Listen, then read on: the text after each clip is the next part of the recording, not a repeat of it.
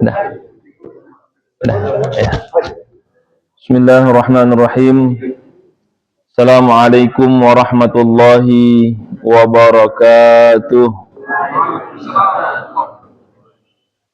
Alhamdulillah, alhamdulillahilladzi ja'ala ramadhana syahran 'aziman mubarakan fihi lailatun khairum min alfi syahr.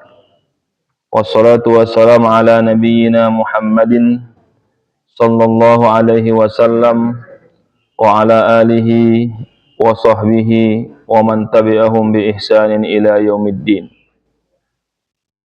Insyaallah kita akan bahas materi yang cukup penting terkait kita akan banyak yang mudik, akan banyak yang berjalan-jalan, atau akan banyak spending dana yang besar di bulan Ramadan dan Syawal ini, yaitu bab tentang sholatul musafir.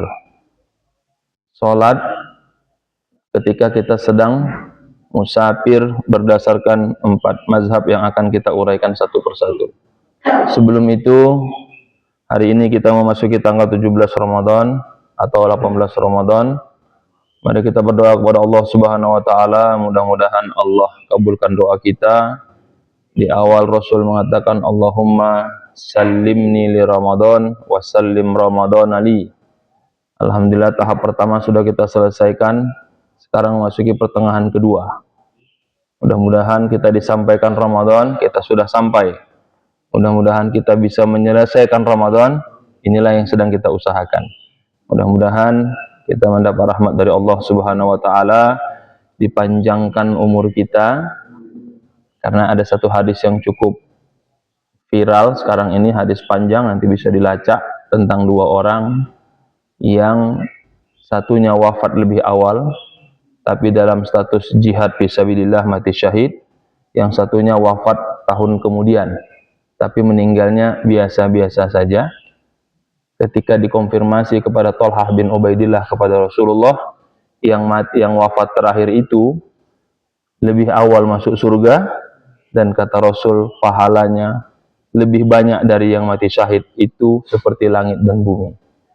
Rasul mengkonfirmasi, betul, karena orang yang terakhir wafat itu memanfaatkan Ramadan di tahun terakhirnya dengan maksimal dan mendapatkan malam Lailatul Qadar, sehingga dia lebih awal masuk surga dan pahalanya berbanding langit dan bumi. Maka dengan hadis itu kita harus semangat, berusaha semaksimal mungkin, dikurangi dosa-dosa grup WA itu, dikurangi hal-hal yang tidak penting itu, fokus untuk beribadah kepada Allah di sisa-sisa akhir-akhir kita bulan Ramadan ini. Terus mendoakan saudara kita di Sumatera yang sedang recovery, mendoakan saudara kita di Gaza, di Iran, mendoakan pemimpin kita semoga dapat inspirasi Lailatul Qadar, segera keluar dari BOP, mendoakan seluruh pemimpin kita semoga diberikan kebaikan, yang sehat diberikan istiqomah, yang sakit diberikan kesehatan, masjid jamaah selalu diberikan keberkahan. Wa ala hadiniyah wa kulli niyatin salihah, kiramil Fatihah. Alhamdulillahirabbil alamin. Iya kan.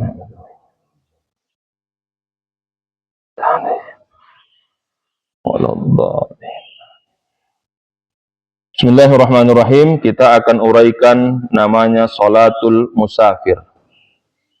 Sholat ketika kita bepergian atau musafir.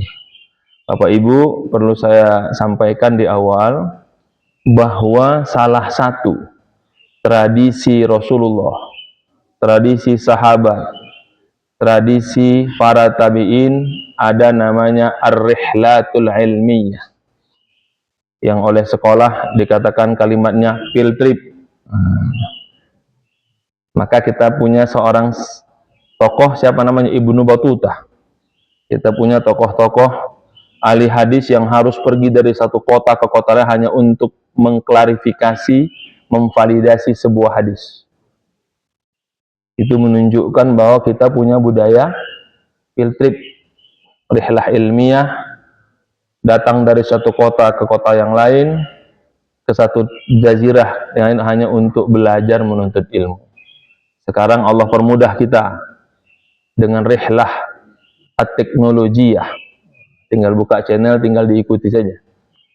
Nah, mudah-mudahan Allah mudahkan itu, dan ternyata itu merupakan bagian yang tidak terpisahkan, sehingga penjelasan sholat ketika musafir ini bagian yang penting, dan hampir semua kitab fikih fokus menjelaskan ini, apalagi pada masa Rasulullah SAW. Rata-rata ayat yang turun tentang sholat ini ketika Rasul sedang berperang, berjihad fi sabilillah. Jadi Bapak Ibu yang nanti jalan-jalan menjenguk saudara, baik saudara seiman sakidah atau saudara sesama makhluk Tuhan, kebun binatang kan begitu kan, ya lihat hewan-hewan. Nah, itu juga bagian yang harus diperhitungkan ibadahnya, jangan sampai kita terlewat hanya karena musafir, dan musafir ini menjadi jawaban bahwa tidak ada kata libur beribadah, tidak ada kata tidak beribadah. Dalam Islam sudah diberikan ketentuan sedetil-detilnya dan dalam kondisi apapun. Bahkan kalau Bapak Ibu nggak bisa sholat, kita sholatkan. Nah, itu seriusnya itu sholat itu, nggak main-main. Mana tahu setelah ini berdiri nggak bisa, wudhu nggak bisa, duduk nggak bisa, tidur rebahan nggak bisa, sholat juga, pakai isyarat juga berat, ya udah kita sholatkan, itu udah pasti itu, insya Allah. Kata Imam Syafi'i, fasalli arba'an liwafatihi, yaitu sholatul janazah. Nah, kita bahas setelah habis materi ini nanti, Allah panjangkan umur kita bahas pada bab praktek sholat janazah. Sholatul musafir, maka kalau bahas sholatul musafir, kalimat pertamanya adalah sholat qasar, al-qasru. Huwa ikhtisarus sholatir ruba'iyah ila rak'ataini. Jadi kalau bicara sholat musafir itu adalah sholat qasar yang mengurangi 4 rakaat menjadi 2 rakaat. Nah, sekarang kita lihat, kita inventarisir mana sholat yang 4 rakaat. Ada 3, zuhur, asar, dan maghrib, dan isya. Mana yang bukan 4? Subuh dan isya, dan maghrib. Nah, ini udah mulai nggak fokus ini. Mau mudik juga ini kayaknya. Sehingga yang akan menjadi fokus kita adalah sholat yang 4 rakaat menjadi 2 rakaat, dan tidak menjadi bahasan kita adalah selain 4 rakaat, yaitu sholat subuh dan maghrib. Dia tidak dikosor. Zuhur, asar, isya itu dikosor, maghrib itu dijamak, dan subuh dia berdiri sendiri, tidak dijamak, tidak dikosor. Ini penting untuk sholat subuh, sehingga sholat subuh itu banyak hadis-hadis yang sangat luar biasa. Man shallal bardaini, man shalla sholatu subuh fahuwa fi zimmatil. Hadisnya luar biasa, banyak sekali yang sholat subuh Allah jamin hidupnya, sholat subuh berjamaah Allah berikan kemuliaan, sholat di masa-masa yang sangat dingin diberikan pahala langit dan bumi. Itu ceritanya sholat subuh. Saking kerennya sholat subuh itu, sholat sunnah qobliyahnya pun itu lebih baik dari langit dan bumi, yang disebut dengan sholat fajar atau sholat sunnah qobliyah. Khusus subuh itu. Jadi poinnya adalah yang diringkas atau dikosor adalah sholat zuhur, asar, dan isya. Yang tidak diringkas itu adalah subuh dan maghrib. Ini kejadian tahun 2017 saya bawa jemaah umroh itu, ada satu travel lain, mungkin gak fokus pembimbingnya atau mungkin lagi banyak ngurusin jamaah, mereka sholat jamak qasar maghrib isya. Jadi 3 sholatnya, maghrib 1,5 kan begitu, isyanya 2. Habis itu ribut mereka, kita dengerin sebelah, Ya, nggak bisa. Ya kan dikosor katanya. Terus maghribnya gimana katanya? Debat-depan haram. Wah, kita bilang sama ayo kita pergi, nggak usah itu urusan travel lain. Kita pulang aja saya bilang. Karena penjelasannya dikosor. Kebetulan mereka sampaikan itu isya ya, sampai di haram itu sholat berjamaah, jamak kosor. Jadi 21. Wah, itu 21,5 itu gimana nggak tahu juga itu. Itu pentingnya kita memahami sholat itu. Baik, kita lihat sekarang apa dasar turunnya perintah sholat musafir atau sholat qasar ini, yaitu An-Nisa ayat 101. A'udzubillahi minasyaitonirrajim. Wa idza darabtum fil ardi falaisa 'alaikum junahun an taqsuru minas salati in khiftum an yaftinakumul ladina kafaru. A'udzubillahi minasyaitonirrajim. Wa idza darabtum fil ardi falaisa 'alaikum junahun an taqsuru minas salati in khiftum an yaftinakumul ladzina kafaru. Apabila kamu bepergian di muka bumi, maka tidaklah mengapa kamu mengqasar sembahyangmu jika kamu takut diserang orang-orang kafir. Sesungguhnya orang-orang kafir itu adalah musuh yang nyata bagimu. Maksud tidak ada dosa itulah nanti yang menjadi dasar apakah harus kita lakukan qasar itu wajib atau sunnah atau pilihan. Karena teksnya falaisa alaikum junahun. Nah, jadi memahami teks itu juga ulama berbeda tafsirannya. Yang memahami makna tidak ada dosa sebagai wajib, maka harus qasar. Nggak ada alasan sholat sempurna namanya musafir. Tapi yang memahami kan kalimatnya nggak berdosa, berarti pilihan. Boleh qasar, boleh tidak. Tapi kayaknya ini keringanan, oh berarti anjuran. Nah, jadi ini juga ada argumentasinya. Gitu. Yang mengatakan wajib, dia melanjutkan ayatnya, in khiftum an yaftinakumul ladzina kafaru. Karena takut nanti apa? Diserang oleh orang-orang kafir, non muslim. Penyerangannya nggak harus fisik. Oh ternyata muslim sama aja dengan kita. Kalau lagi di rumah aja ibadah, kalau pergi mah nggak pernah ibadah. Nah, itu kan serangan juga. Enggak, muslim itu kemanapun tidak lepas dari ibadah. Itu yang mengambil argumentasi hukumnya wajib qasar. Mau gimana pun udah pokoknya qasar aja. Satu lagi, oh enggak, ini kan kalimatnya tidak ada dosa, oh berarti dianjurkan. Oh bukan, kalau tidak ada dosa berarti tidak ada perintah, tidak ada larangan, berarti mubah. Makanya kita ketemu nggak orang yang nggak mau qasar, tetap dia sholat penuh. Nah, mungkin dia memahami ayat ini, atau karena giroh agamanya tinggi aja. Nah, kita nggak tahu, nanti kita lihat penjelasannya. Yang kedua, ada hadis. Hadis ini yang biasa dipakai, Allah bersedekah kepadamu, maka jangan sombong tidak menerima sedekah dari Allah. Shadaqatun tasaddaqallahu biha alaikum faqbilu shadaqatahu. Pemberian yang Allah berikan kepada kalian, maka terimalah pemberian itu. Mau dikasih keringan kok nggak mau, kan begitu. Dikasih diskon, Bapak saya diskon bayar pajak, oh saya nggak mau, saya bayar full, kan begitu kira-kira. Kok pajak Pak ngasihnya? Karena bulan-bulan bayar pajak sekarang, kan begitu. Kan pemerintah Kota Bogor diskon kan? Oh saya nggak mau diskon, saya mau bayar full. Oh, kira-kira begitu ya. Wa ajma'a ahlul ilmi ala anna man safara safaran taqsuru fi mislihi shalah sawa'un kana safaru wajiban aw mustahabban. Seluruh ulama ahli ilmu sepakat boleh melakukan salat qasar baik yang safarnya wajib ataupun sunnah. Apa salat safar wajib? Melaksanakan haji. Apa safar wajib? Perang jihad fi sabilillah. Apa safar sunnah? Ya selain itu umroh, berkunjung ke rumah keluarga, berkunjung ke teman-teman, berkunjung kepada saudara sesama makhluk Allah, kebun binatang dan lain sebagainya, gitu kan. Itu musafir.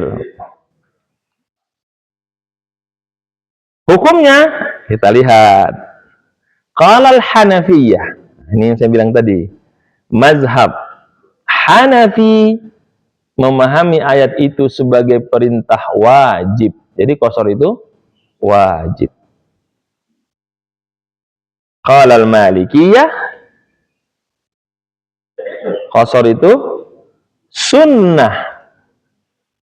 Wa qala Syafi'iyah, qasar itu mubah. Nah, jadi kelihatan ya, Hanafi, mazhab Hanafi mengatakan qasar itu wajib, mazhab Maliki mengatakan qasar itu sunnah, mazhab Syafi'i dan Hambali mengatakan qasar itu mubah. Ala sabilit takhir, rukhsah keringanan, ala sabilit takhir, tapi mubah atau keringanan dengan pilihan. Meskipun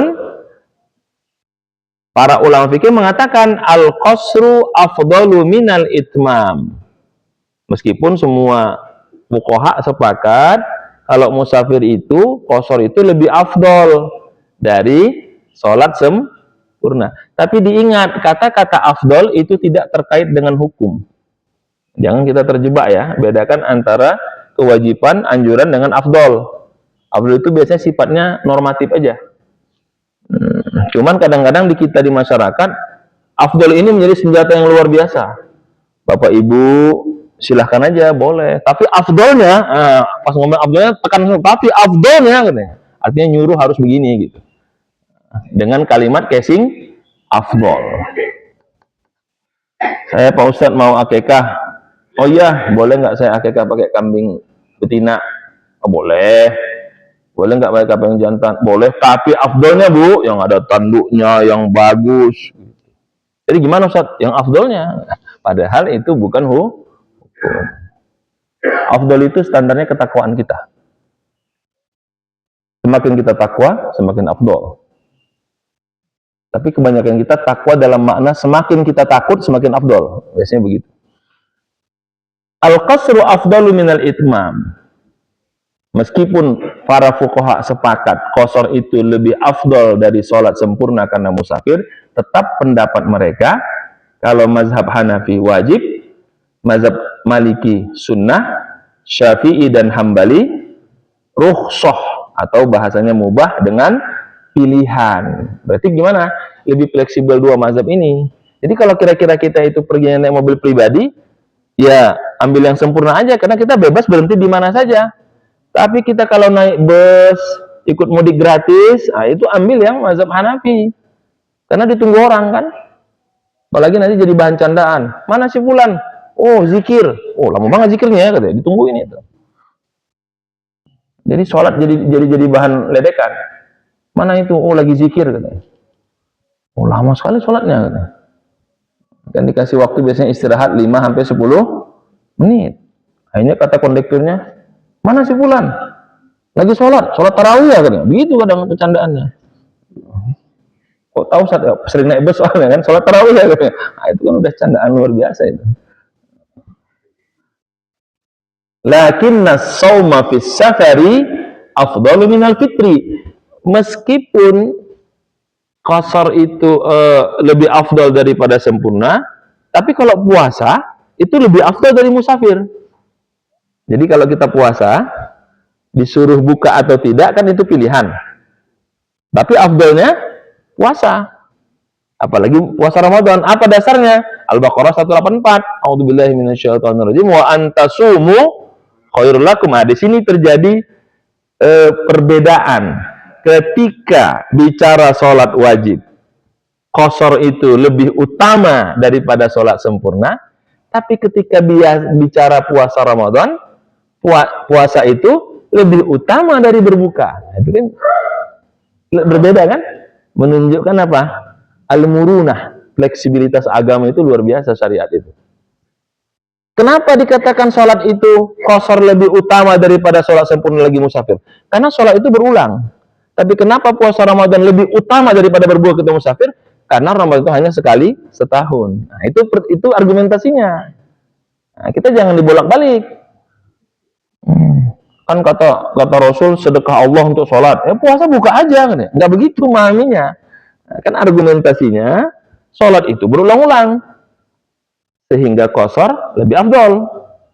Kalau puasa Ramadan sekali setahun, maka puasa itu lebih afdol dari berbuka. Dengan catatan kalau musafirnya tidak memberatkan, apalagi menyulitkan. Dengan teknologi sekarang, bapak-bapak kalau mudik kan nggak berat, Pak ya. Yang berat bayarnya aja sama transfernya. Kalau musafirnya enggak. Tinggal duduk aja kan, pejamkan mata, bangun, sudah sampai ke tujuan atau ke rahmatullah, kan begitu. Nah, tinggal dua pilihan aja. Yang penting baca doa safar. Nah, sedikit saya komentari tentang banyak orang yang jalan lagi musafir meninggal. Saya bilang, kalau dia sudah baca doa safar, insya Allah itu syahid. Karena dia sudah baca doa, Subhanalladzi sakharana hadza wa ma kunna lahu mukrinin wa inna ila rabbina. Nah, kan mau balik itu, ila rabbina lamunqalibun, berarti innalillahi wa inna ilaihi rajiun, kan. Udah doa itu. Jadi kenapa harus nggak terima lagi jalan-jalan wafat? Karena udah baca doa safar ya. Wa inna ila rabbina lamunqalibun. Balik ke rumah atau ke rumah yang selamat. Itu perlu keikhlasan di situ. Dan alhamdulillah waktu saya sebenarnya itu agak tenang deh. Oh iya Pak Ustadz, betul. Makanya ada filosofi doa itu begitu. Harus paham artinya supaya mendoakannya lebih khusyuk. Kita masuk lagi. Wa antasumu khairul lakum. Berpuasa jauh lebih baik. Tapi lagi-lagi apa? Lebih afdol. Afdol itu norma, bukan hukum. Apa hikmahnya? Kenapa dibolehkan kita qasar? Daf'ul masyaqqah wal harajil ladzi qad yata'arradu lahul musafir ghaliban. Jadi ada sebuah hadis, Bapak Ibu, dalam sebuah hadis nanti bisa dicek ya. As-safaru qit'atun minal adzab, ada hadisnya. Jadi safar itu bagian dari azab atau siksa. Dan itu beberapa syekh menceritakan kisah nyata itu. Kenapa saya harus merasa tersiksa? Kan saya musafir enak-enak aja, naik pesawat ini, ada HP, ada ini, kemana-mana ini. Ternyata waktu dia berangkat, salah seorang dari Eropa itu, mati HP-nya, tidak ada sinyal, kesasar kendaraannya. Baru dia menderita, baru dikatakan, Shadaqa Rasulullah. Benarlah hadis Rasul itu, musafir itu bagian dari azab. Itu nanti bisa dicek beberapa penjelasan tentang hadis musafir bagian dari azab. Sehingga hukum daripada qasar ini, sholat musafir, hikmahnya apa? Untuk apa? Menghilangkan kesusahan dan kesulitan ketika bepergian. Wa taysiri alaihi fi hukukillah, agar mudah melaksanakan ibadah. Wa adamut tanfir, motivasi agar beribadah dalam kondisi apapun. Fala yabqa li muqassirin aw muhmil hajjah aw dzari'ah fi tarki fardhis shalah. Tidak ada alasan untuk meninggalkan sholat. Jadi agama kita ini, Masya Allah, mitigasinya pun sangat sempurna. Saya musafir, oh ada ketentuannya. Saya ini, ada ketentuannya. Tidak ada alasan untuk tidak sholat. Sekarang pertanyaannya, apakah qasar itu ada jarak tempuh yang disyariatkan? Kata Ibnu Taimiyah, nggak ada. Yang penting musafir dah hitung aja gitu. Mari kita lihat penjelasan para mazhab. Faqala al-Hanafiyah, mazhab Hanafi, aqallu ma taqsuru fihi shalah masirata salasati ayyamin wa layaliha. Kata mazhab Hanafi, minimal orang itu boleh mengqasar salat kalau dia berjalan kaki, bermusafir, itu 3 hari 3 malam. Kira-kira berapa kilo itu? 3 hari 3 malam. Nah, ini enaknya kalau ceramah di depan atlet jalan maraton. Dia bisa jawab itu. Oh, segini Ustaz itu. Karena kita nggak maraton, nggak tahu ya. Kira-kira kalau berjalan 3 hari 3 malam. Wa qala al-jumhur. Jumhur berarti selain mazhab Hanafi, berarti mazhab Maliki, Syafi'i dan Hambali. Jadi kalau jumhur itu berarti mayoritas. Apa kata mereka? Yaumani mu'tadilani au yaumun walailah. Lebih sedikit apa? 2 hari atau 1 hari 1 malam. Berarti tetap 24 jam. 2 hari atau 1 hari 1 malam. Inilah yang boleh dikosor. Atau setara dengan 89 km. Jadi kalau ke Jakarta, kita dari Bogor nggak masuk kalau secara angka itu. Ke Jakarta kan 50-60. Paling jauh saya ke apa itu, saya pakai Google Maps itu 60 kilo, 61 gitu. Ke Cempaka itu kan. Jadi nggak sampai. Tapi mazhab kontemporer Ibnu Taimiyah mengatakan yang penting udah musafir ya boleh. Nah, kita lagi fokus 4 mazhab ini, berarti jaraknya 89 km kata mayoritas para mazhab selain mazhab Hanafi. Sedangkan mazhab Hanafi yang penting perjalanan 3 hari 3 malam. Jadi kalau mau kita hitung, berarti mazhab Hanafi itu 89 atau 90 kali 3, berarti sekitar 270 km. Berarti kalau kita umroh itu Mekah Madinah, karena makanya 320 km. Berarti sekitar itu. Tapi kita ke Mekah Madinah kan sekarang naik tren cuma 2 jam Pak Ustadz. Nah, yang jadi penjelasan apa? Jarak tempuhnya, bukan waktunya. Sehingga disepakati waktunya 3 hari 3 malam kalau berjalan kaki, atau 1 hari 1 malam menurut mazhab selain mazhab Hanafi. Sehingga kita boleh mengqashar sholat. Hanya 1 ibadah yang saya ketahui yang boleh kita qashar jaraknya dekat, itulah ketika haji. Dari Padang Arafah ke Muzdalifah, itu kan boleh kita jamak qashar, karena Rasul langsung lakukan. Tapi selain itu ada penjelasannya. Kemudian jenis safar yang boleh diqashar.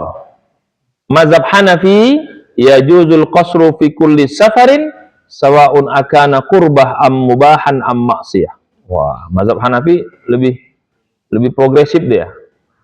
Mau musafirnya maksiat, mau musafirnya mubah, mau musafirnya sunnah, mau musafirnya wajib, boleh qashar.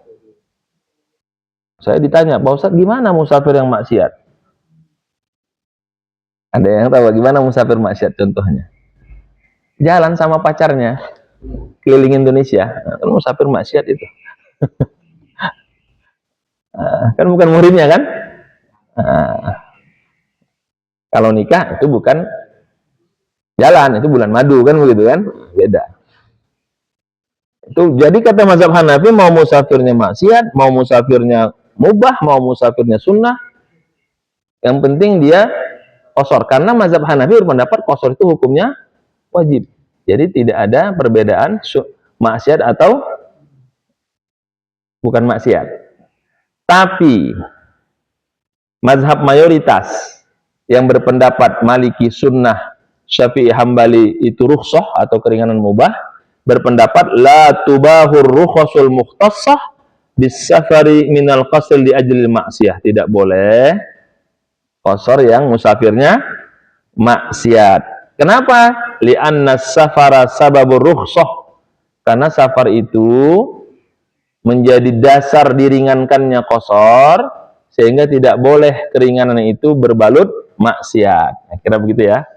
Nah, jadi dari awal sudah kelihatan itu mazhab Hanafi kenapa mengatakan tanpa ada pembedaan, karena dia mengatakan qashar itu wajib. Kenapa sisanya mazhab itu Maliki, Syafi'i mengatakan tidak boleh? Karena mereka tidak mengatakan hukum qashar itu wajib. Jadi statement awal itu mempengaruhi turunan di bawahnya. Kita lanjut. Sekarang kalau kita pergi musafir, ini yang rame nih di YouTube, Pak. Dari mana kita mulai musafir? Boleh nggak dari rumah kita sholat? Kan begitu. Ada dasarnya. Ittafaqal fuqaha ala anna awwala safar alladhi yajuzu bihil qasru wa nahwi an yakhrujal musafir min buyutil balad allati kharaja minha. Jadi mulai sholat safar itu bukan dari rumah. Dari rumah itu yang boleh sholat sunnah safar. Setelah melewati, alhamdulillah ini yang pemerintah buat tulisan itu, dia jadi amal jariah. Selamat jalan, ada tuh batas itu. Nah, itu namanya batas kota itu. Perbatasan ya. Kalau kita mau masuk, selamat jalan ada ya. Selamat datang. Nah, itu namanya batas kota, namanya buyutul balad. Batas kota. Berarti kalau kita ke arah Bogor kota, arah mau ke Cibinong itu ada ya. Selamat ya. Nah, berarti dari situ baru bisa sholat qashar. Dari rumah nggak bisa. Apalagi mana Pak mau ke Al-Falah mau sholat qashar, oh nggak bisa. Karena dia bukan batas. Ya. Nah, tunggu keluar dulu. Selamat jalan Bogor kota beriman. Nah, berarti itu dia dari situ baru ada. Lewati dikit pelangnya itu, nah sholat dari situ qashar. Yang di rumah sholat apa? Sholat sunnah safar, bukan qashar. Ini dipahami ya. Ini penting poinnya nih. Kalau begitu, saya juga mau pulang. Nanti sampai di rumah aja di qashar. Nggak boleh, kan udah sampai rumah. Nah, kadang-kadang salah paham. Sampai rumah di qashar. Enggak. Di qashar dia di jalan. Sebelum memasuki batas kota atau buyutul balad. Sekarang miqdar. Batas waktu bolehnya musafir melakukan qashar di satu daerah. Nah, ini penting. Waqala al-Hanafiyah, berkata mazhab Hanafi, yasirul musafiru muqiman 15 yauman fasa'idan. Apabila dia menetap 15 hari atau lebih, nah dia baru dikatakan mukim. Jadi kalau mazhab Hanafi itu 15 hari dia di satu negara, satu daerah itu masih boleh qashar. Nanti hari ke-16 dia baru seperti mukim setempat. Ini yang dilakukan oleh orang-orang dari Mesir, dari Timur Tengah. Itu dia qashar, dia merasa musafir karena mengambil mazhab Hanafi 15 hari. Dia bilang, "Syekh, Allah tusalli, enggak ikut salat." "Lah, ana musafir." Tapi setelah hari ke-16, "Syekh, ayo salat dia." Karena setelah hari ke-16 sudah jadi penduduk setempat atau mukim. Jadi mukim itu bahasa Arab ya Bapak Ibu. Siapa itu mukimin? Nah itu di Saudi. Tapi artinya apa? Penduduk setempat, itu artinya mukim itu. Sedangkan mazhab Maliki dan Syafi'i itu berpendapat apa itu? Kalau sudah menetap 4 hari. Ini Maliki dan berarti hari kelima dia sudah menjadi penduduk setempat. Jadi kan ada itu dia musafir, ya tunggu hari kelima sudah menjadi mukim. Mazhab Hambali itu 4 hari atau 20 sholat. Itu bedanya. Jadi kalau mazhab Maliki Syafi'i penting 4 hari, hari kelima ini. Kalau mazhab Hambali ditambah atau 20 sholat. Kalau mazhab Maliki Syafi'i nggak perlu 20 sholat, yang penting 4 hari, hari kelima jadi mukim. Sedangkan mazhab Hambali itu 20 sholat atau 4 hari, kan sama aja sebenarnya. Yang penting ketika cara menghitungnya 20 sholat, dia sampai di kampung itu masuk sholat zuhur, udah dihitung 1 sholat. Nanti sholat kedua 1 tidak perlu lagi musafir, sudah menjadi mukim. Nah ini saya mau sampaikan di awal tadi, begitu detailnya para ulama ini menunjukkan pada zaman dahulu musafir itu hal yang biasa. Jalan-jalan itu hal yang tidak aneh, tapi namanya rihlatul ilmiah, perjalanan ilmiah. Jadi Bapak sekalian kalau lagi jalan-jalan perlu ngikuti gaya-gaya para ulama dulu. Sampai ke satu kota, masuk masjidnya, oh begini masjid di sini sholatnya. Oh begini masjid di sini tradisinya, begitu dipelajari. Jangan dibalik, Pak Ustadz, saya bawa dari kampung sebelah, kayaknya mereka sesat. Langsung begitu kesimpulannya. Kenapa Pak? Saya bilang, ya kan nggak seperti yang saya pelajari. Waduh, ini repot ini. Tapi apa? Oh bertambah, oh begini, teorinya, oh begini, prakteknya kan begitu. Pak Ustadz, saya kemarin ke sana, saya menemukan begini, kira gitu. Ada nggak itu dasarnya kan begitu? Itu baru benar, bukan Pak Ustadz ada sekarang aliran sesat. Oh, Ustadz bingung mana gitu. Pas dicek kita tahu Ustadz yang ditanyanya ngisi ceramah di situ, kan repot juga kan. Nah, itu tradisi orang dulu berhilah itu apa? Melihat tradisi di suatu tempat. Sekarang pertanyaan berikutnya, bolehkah orang musafir berimam kepada penduduk mukim atau sebaliknya? Jadi ada orang musafir, kita jadi makmum atau jadi imam. Ittafaqal fuqaha ala annahu yajuzu iqtida'ul musafir bil muqim ma'al karaha indal malikiyah.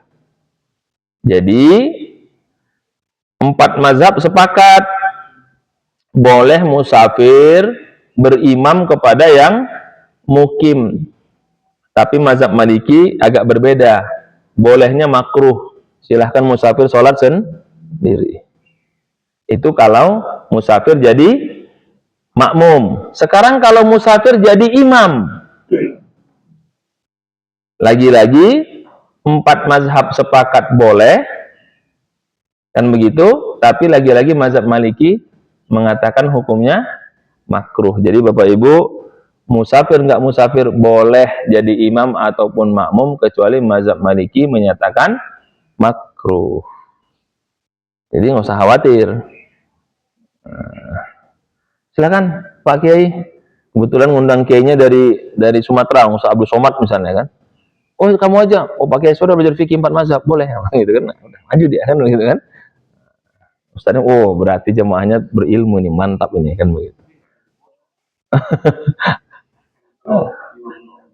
Musafir ya. Nah, kalau dia di qashar ya berarti kita lanjut lagi kan. Itu kalau mengambil musafir. Jadi boleh ya bermukim penduduk mengambil atau sebaliknya. Sekarang kalau kita musafir nggak sholat, itu gimana kita mengkodoknya? Oh, karena mungkin repot atau ini malas apalah begitu musafir nggak sholat kan? Habis pulang dari musafir, Pak Ustadz dosa saya banyak, ada berapa hari saya nggak sholat. Wah, itu gimana saya mengkodoknya? Kodok sholat yang terlewat ketika musafir. Nah, coba sampai kodok pun dibahas itu. Kata mazhab Hanafi dan Maliki, man fatathu sholatun fis safari qadaha fil hadari rak'ataini kama fatathu fis safari. Wa man fatathu sholatun fil hadari qadaha fis safari arba'an li'annal qada' bihasbil ada. Mazhab Hanafi dan Maliki berpendapat kalau dia meninggalkan sholat ketika musafir, maka kodoknya pun harus sejumlah sholat musafir, yaitu qashar. Tapi kalau dia meninggalkan sholat dalam keadaan bukan musafir, dikodok ketika musafir, maka jumlahnya seperti dia meninggalkan sholat biasa. Artinya, kalau dia lagi nggak musafir, nggak sholat, dikodok ketika musafir tetap 4 rakaat, nggak mengurangi qasharnya, karena kodok itu sesuai dengan berapa yang dia tinggalkan. Tapi kalau dia musafir nggak sholat, pulang ke rumah, kodoknya berapa? 2, karena dasar dia sholat musafir 2 rakaat. Ini pendapat mazhab Hanafi dan Maliki. Sedangkan Syafi'i Hambali tidak. Mau dia musafir, mau dia nggak musafir, kalau kodok harus jumlahnya full. Full jumlahnya. Kenapa? Karena safar itu keringanan untuk yang sholat, bukan keringanan untuk yang tidak sholat. Kalau bahasa enak aja, nggak sholat minta keringanan, kan begitu kira-kira. Nah, itu kata mazhab Syafi'i dan Hambali. Jadi lihat argumentasinya. Mazhab Hanafi dan Maliki berpendapat bahwa kodok tergantung kapan ditinggalkan. Kalau dia meninggalkannya musafir, berarti kodoknya sesuai dengan jumlah musafir. Kata mazhab Syafi'i tidak. Kan itu keringanan untuk yang sholat. Kalau nggak sholat, ya enggak. Tetap bayar sejumlah yang ditinggalkan kodoknya. Itu argumentasinya. Tapi saya Pak Ustadz, karena lagi ghirah semangat tinggi, saya ingin sholat sunnah ketika safar. Gimana Pak Ustadz? Nah, ada penjelasannya. Sholatus sunan fis safar. Ada kan lagi musafir sholat duha, betul ya? Sholat hajat, gitu ya. Lagi musafir dia berhenti malam-malam sholat tahajud, misalnya, gitu ya. Boleh nggak? Qala Nawawi, qad ittafaqal fuqaha ala istihbabin nawafil al-mutlaqah fis safari. Mazhab Imam Nawawi, salah seorang ulama mazhab, mengatakan boleh-boleh saja sholat sunnah ketika musafir. Tapi mereka berbeda tentang sholat sunnah rawatib qobliyah ba'diyah. Nah, di situ poinnya. Jadi kalau musafir sholat sunnah boleh nggak? Boleh. Sholat duha boleh. Sholat tahajud boleh. Tapi untuk sholat rawatib qobliyah ba'diyah bagaimana? Nah, itu yang menjadi penting. Kata Ibnu Umar, ditinggalkan. Kata mazhab Syafi'i, dikerjakan. Kata mazhab Hanafi, itu dia silahkan memilih. Nah, jadi yang mau saya sampaikan, terkait sholat sunnah ketika musafir tidak ada larangan, boleh. Tapi untuk qobliyah ba'diyah, mazhab Hanafi lebih fleksibel. Kalau dia nggak repot silahkan, tapi kalau repot jangan. Misalnya Bapak Ibu jalan-jalan pergi berjamaah, kata busnya apa 5 menit, tapi Bapak Ibu qobliyah ba'diyah lagi, zuhur 4 rakaat lagi qobliyah ba'diyahnya, 8 kan lama sekali itu. Nah, kata mazhab Hanafi, kalau repot jangan, daripada nanti marah-marah supirnya kan. Nah, tapi kalau mazhab lain silahkan saja, yang penting bisa. Tapi sahabat Ibnu Umar sahabat Nabi meninggalkan itu karena sedang musafir. Oke, kita lanjut. Sekarang sholat jamak. Tadi kan qashar ya, sekarang jamak. Ini tambahan saja kalau sholat jamak, mohon maaf. Tadi saya cek ke sebelah aman ya. Biasanya panitia menyediakan makan kan. Ini kita nggak makan ya, saya tambah dikit lagi. Oke, sholat jamak. Mayoritas ulama sepakat jamak itu dibolehkan kecuali mazhab Hanafi. Jadi lagi-lagi mazhab Hanafi mengatakan tidak ada jamak. Mazhab Hanafi mengatakan tidak, sholat itu normal saja. Karena Nabi jarang menjamak. Tapi selain mazhab Hanafi mengatakan apa? Boleh jamak. Tapi afdolnya supaya tidak jadi berdebat, mending nggak usah jamak. Kira-kira begitu. Jadi sholat jamak itu dibolehkan, kata 3 mazhab, Maliki, Syafi'i, Hambali. Hanafi tidak. Nah, jalan tengahnya, kalau tidak sangat kepepet, sebaiknya jangan jamak. Nah, kira-kira begitu poinnya. Apa sebab jamak? Musafir, hujan, wukuf di Arafah, mabit Muzdalifah. Selain itu berbeda pendapat. Hanya 4 itu saja. Karena musafir, karena hujan, wukuf di Arafah, karena mabit di Muzdalifah. Bagaimana kalau orang yang pulang kerja, pulang kantor? Ya, kalau kira-kira tidak bisa, dibolehkan kan kalimatnya. Tapi afdolnya, supaya tidak berdebat, usahakan jangan jamak. Kalau memang tidak ada pilihan kan begitu, silahkan. Mazhab Maliki, beliau berpendapat jamak itu boleh karena 6 hal: musafir, hujan, gelap gulita, sakit, wukuf di Arafah, mabit di Muzdalifah. Kemudian mazhab Hambali, sebab jamak 8 ditambah lagi: musafir, sakit, menyusui, tidak bersuci, tidak mengetahui waktu, istihadah, uzur, dan kesibukan. Nah, mazhab Hambali inilah yang membolehkan jamak orang yang pulang kerja. Kenapa kalimatnya asyughul, kesibukan. Nah, jadi pegangannya rata-rata mazhab Hambali. Mazhab Ibnu Taimiyah mengatakan bahwa tidak ada safar itu perlu 89 km, tidak ada perlu berapa. Yang penting kalau dia musafir udah boleh aja. Nah, karena musafir itu sudah apa? Bagian dari siksaan. Kemudian Rasulullah melakukan jamak ketika musafir dan mukim untuk memudahkan umatnya. Ada riwayatnya, shalla Rasulullah wasallam zuhur al-asr jama'an wal maghrib wal isya jami'an min ghairi khaufin wala safar. Rasul pernah salat pernah bukan sering, pernah salat jamak itu bukan karena musafir, bukan karena safar. Jadi ada hadisnya sehingga boleh dilakukan. Jadi para ulama itu kalau melihat hadisnya itu tidak sering, maka dia boleh. Tapi kalau sering, sunnah. Tapi kalau sangat sering, hampir tidak ditinggalkan, ada mengatakan hukumnya wajib. Jadi melihat perbuatan Nabi SAW. Kenapa mazhab Hanafi menolak jamak? Karena menurut dia itu Nabi nggak mudawamah melaksanakannya, sehingga tidak perlu. Gitu. Tanbih, ini penting. Ada yang namanya mahallatul iqamah ad-daimah. Bagaimana kalau saya dinas ke Banjarmasin, gitu ya?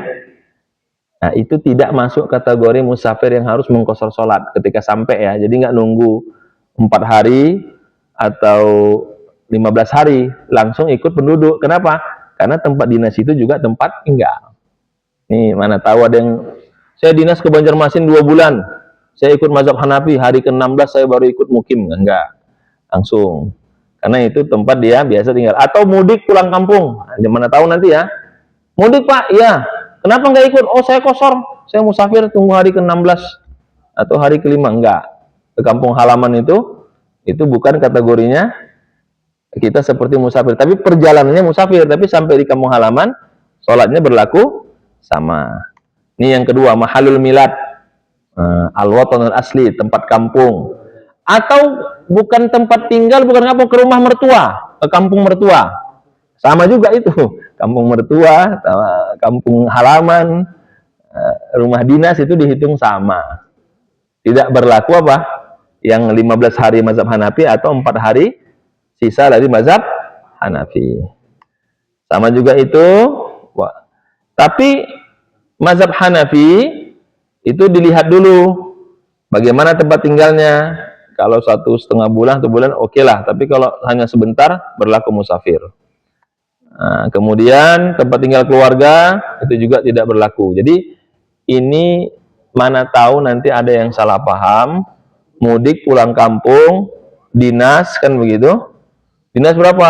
Di Papua, saya masih musafir. Enggak, tidak berlaku. Nah, ini kira-kira pandangannya. Sebenarnya banyak pembahasannya, tapi saya ringkas saja karena waktu kita. Poinnya adalah, Bapak Ibu, musafir itu adalah bagian daripada syariat. Maka ada ketentuan syariat yang membolehkan kita sholat ketika sedang musafir. Jadi silahkan yang mudik, yang mau pulang, tidak ada halangan. Yang jelas musafir kita tidak membuat kita tidak bisa melaksanakan ibadah.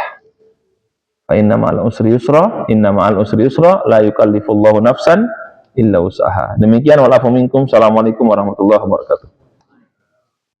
Silahkan, ada yang mau ditanyakan? Baik. Ya. Safar, ya betul. Kenapa Pak?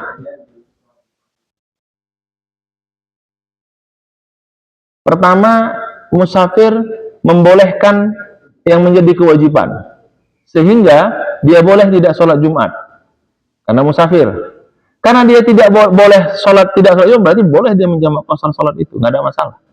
Tapi bagi yang merasa Jumat itu hal yang khusus, nah biasanya dia sholat Jumat.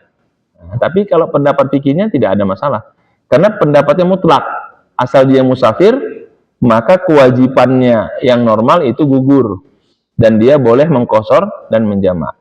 Tapi nanti qasarnya bukan sholat Jumat ya, qasar sholat zuhur. Nah, jangan salah paham. Nah, saya mau qasar aja Jumat 1 rakaat. Nah, bukan. Ya, gitu Pak ya. Apa? Apanya?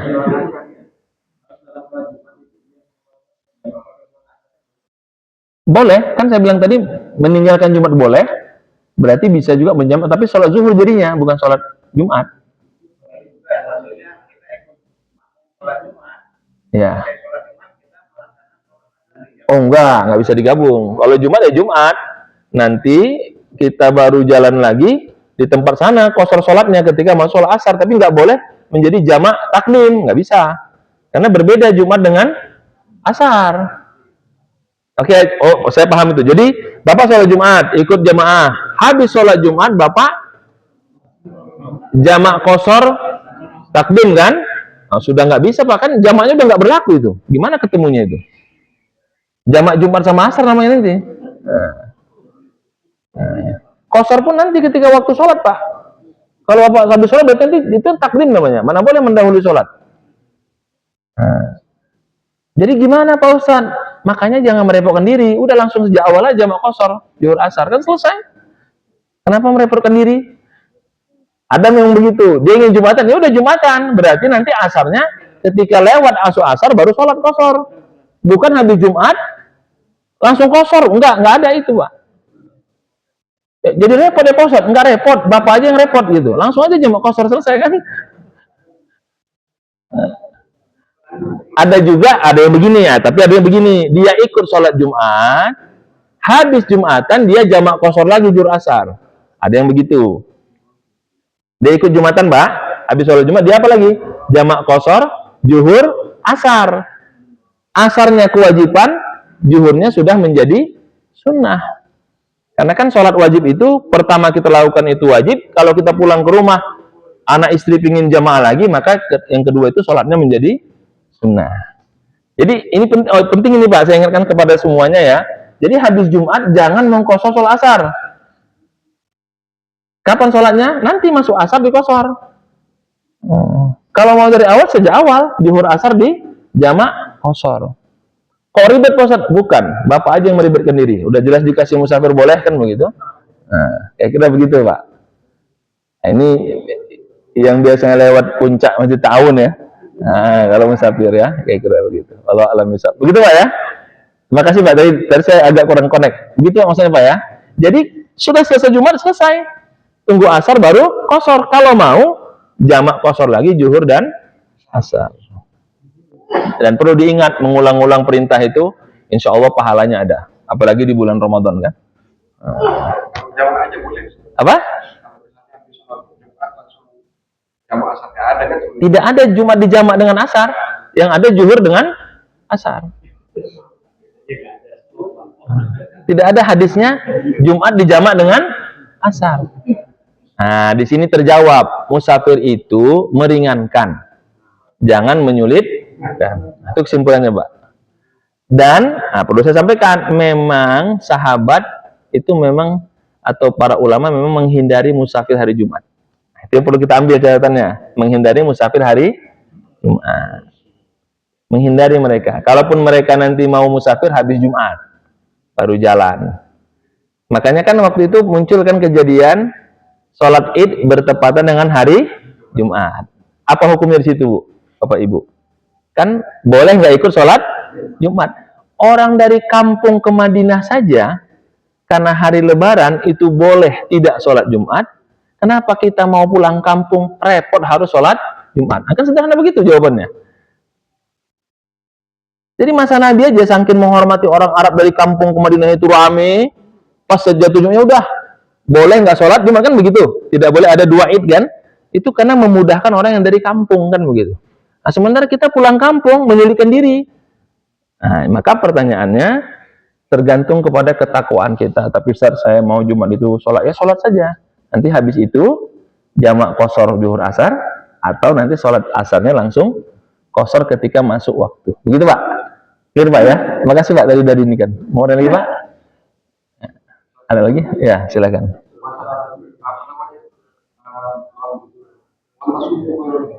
Iya. Itu apakah bukan lebih baik daripada hanya bayar?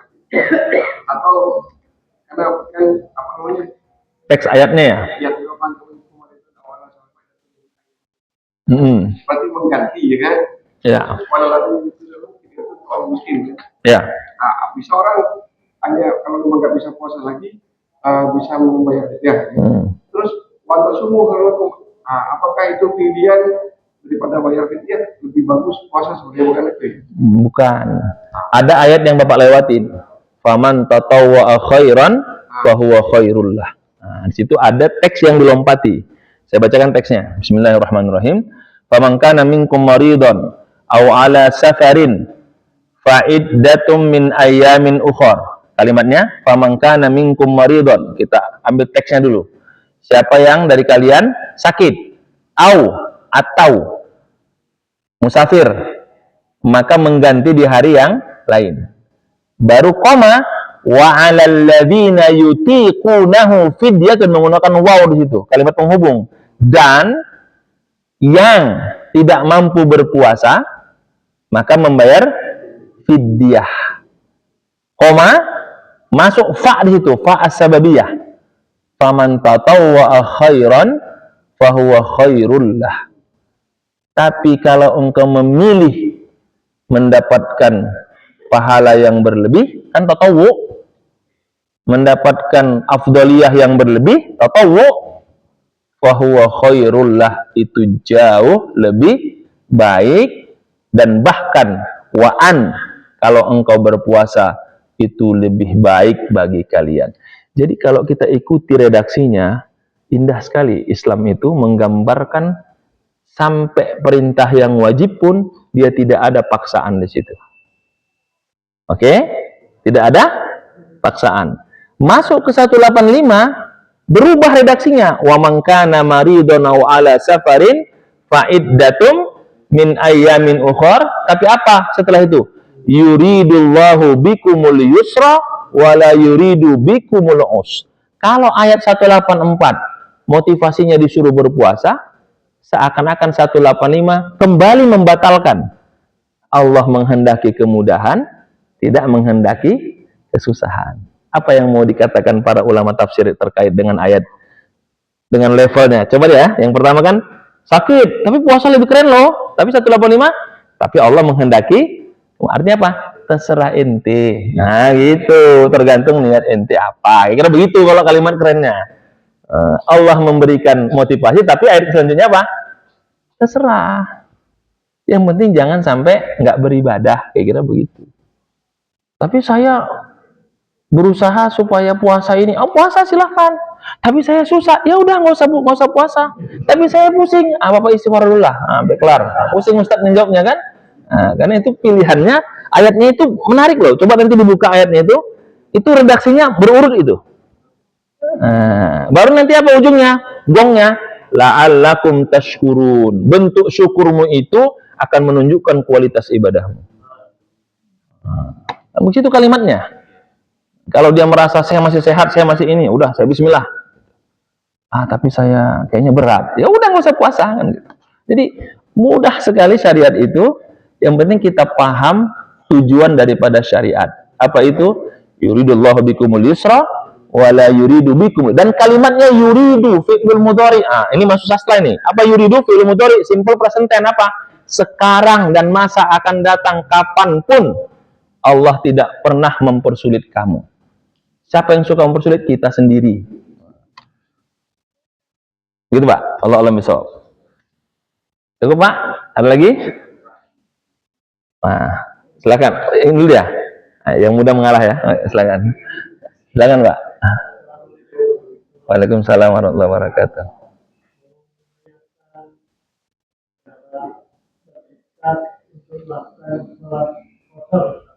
Cara?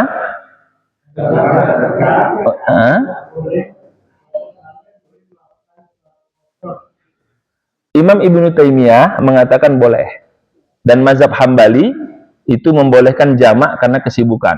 Tapi kalau qasar tidak, hanya Ibnu Taimiyah mengatakan tidak perlu jarak, yang penting kalau musafir boleh. Ibnu Taimiyah itu kalau dilihat silsilah mazhabnya dia ke Hambali.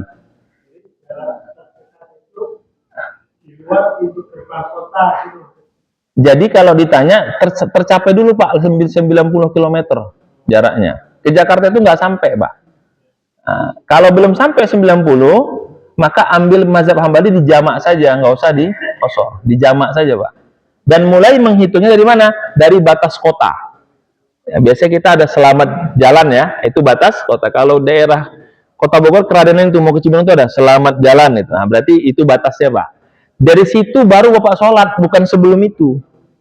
Sholatnya setelah melewati batas kota.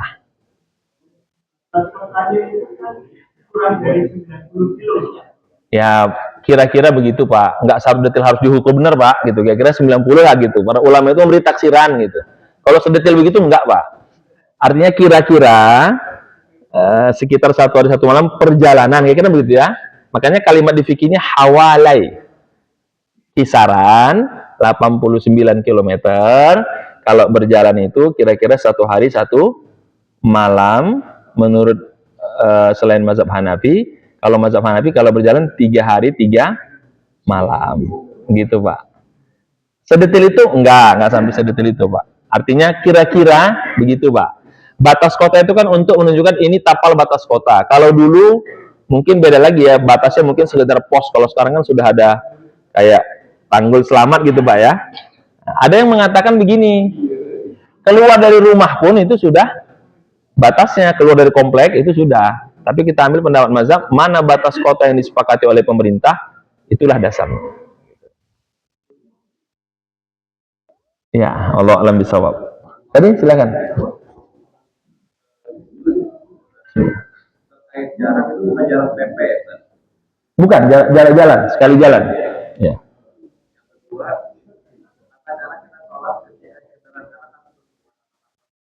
Oh, kendaraannya. Ya.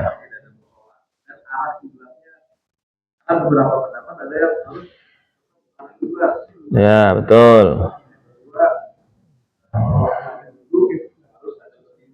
Ya. Ya. Yang pertama itu materinya kita bahas bulan depan sebenarnya. Sholat di atas kendaraan. Tapi nggak apa-apa, saya jawab dulu. Ya, tadi mau saya bahas, udah kesiangan kan? Poinnya adalah kalau 4 mazhab, selama sholatnya tidak sempurna, maka tidak ada sholat wajib di atas kendaraan. Nanti akan berbeda ini, karena akan ramai biasanya. Karena selama ini kita mengamalkan begitu kan? Kalau 4 mazhab tidak ada sholat di atas kendaraan kecuali sholatnya sempurna. Hanya mazhab Hanafi yang mengatakan boleh sholat itu kalau di atas kapal laut yang sholat sempurna atau di atas pesawat yang memang disediakan musolanya. Ada pesawat Saudi ya, yang 777 itu ada, atau kapal laut, atau bus yang sekarang mahal itu ada untuk sholat, sama kereta api, sleeping car itu ada yang sholat. Nah, tapi nanti detailnya kita jelaskan, tapi mazhab Hanafi yang mengatakan boleh asal sholatnya itu sempurna. Yang kita banyak gunakan itu kan kebanyakan fikih sunnah itu, bahwa boleh, nanti pendapat dari yang lain boleh gitu ya, itu kontemporer. Tapi kalau 4 mazhab rata-rata tidak ada sholat wajib di atas kendaraan kecuali sholatnya ala hayatil kammah, sempurna. Yang ada itu sholat sunnah di atas kendaraan, atau sholat wajib di atas kendaraan karena menghormati masuknya awal waktu, lihurmatil waktu namanya gitu. Terus kiblatnya kemana? 4 mazhab sepakat kemana arah kendaraan, kesitulah kiblatnya. Ila haitsu maqsidihi, gitu teksnya. Nah,